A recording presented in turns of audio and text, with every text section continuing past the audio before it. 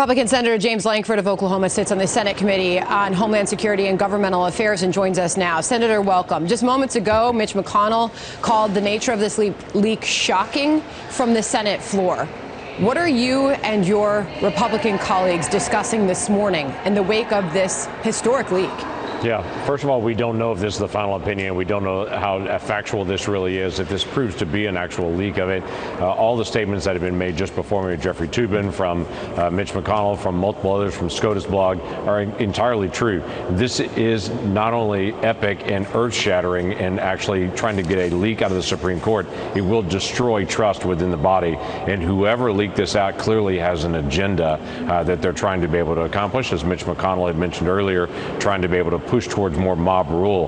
The justices work in quiet and work in secret because their focus is on the law, not on where things are opinion. And their push is, and even from this leak, it's interesting to be able to note, their push is to say if this is a difficult political issue, it should be resolved by the people through the legislatures, both federal and state, not through the court. So the court is supposed to be insulated from this, and whoever leaked this out is trying to bring politics to the court.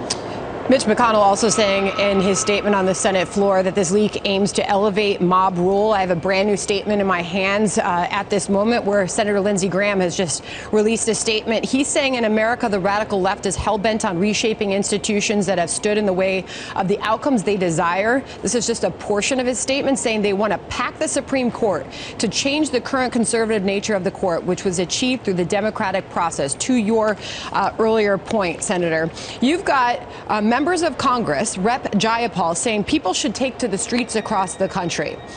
Bernie Sanders wants to end the filibuster. Senator Blumenthal says we're going to support states that resist.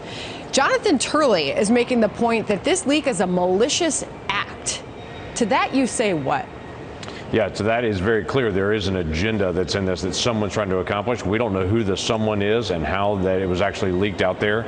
We should know in the days ahead, and we will know. I've come from a biblical perspective. What's whispered in the secret place will one day be shouted from the housetops, comes from the scripture. We'll know at some point all the details and all the motivations on this.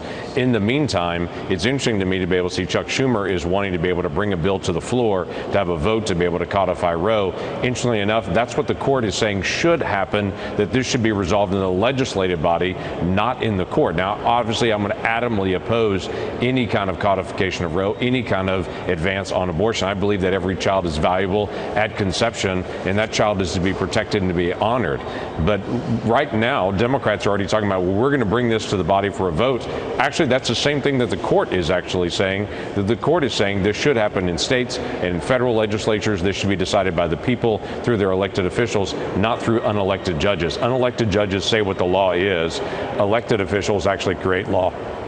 Real quick follow-up to that point. What do you want to see happen as far as an investigation, Senator? Oh, the court's going to have to do a thorough investigation. Obviously, the Chief Justice is the one that would coordinate all this to be able to determine where this leak came from. They should go top to bottom to be able to determine where this leak actually came out of, who handed this kind of paperwork over, if it proves to actually be accurate on that. Are you confident that we'll get a name? I'm never confident that we're going to get a name. We're going to see what the court chooses to do. Okay. I am confident it will come out in the days ahead, though. Final question, moving on from the leak itself to the potential to this actually being a ruling, as we have not, and I specifically have not been waived off this draft that does indicate that the Supreme Court may be moving to overturn Roe v. Wade. What are the implications for the country and for your party as well, sir, coming up with the midterm elections? If it is as clear as this draft statement, it overturns Roe and Casey and hands it back to the people in the states. That doesn't make abortion illegal in America. That means every single state makes that determination, as they did in 1972 and before. My state has already made a vote and a clear determination they're going to protect the value of every single child. Other states will step up and to be able to do similar things. Other states may step up and say, we're going to increase abortion on this. But this is going to push the conversation back to the people rather than unelected judges. Senator James Lankford, the Republican senator from Oklahoma, joining us on the breaking news at this hour. We appreciate it, sir. Thank you very much. You bet. Thanks.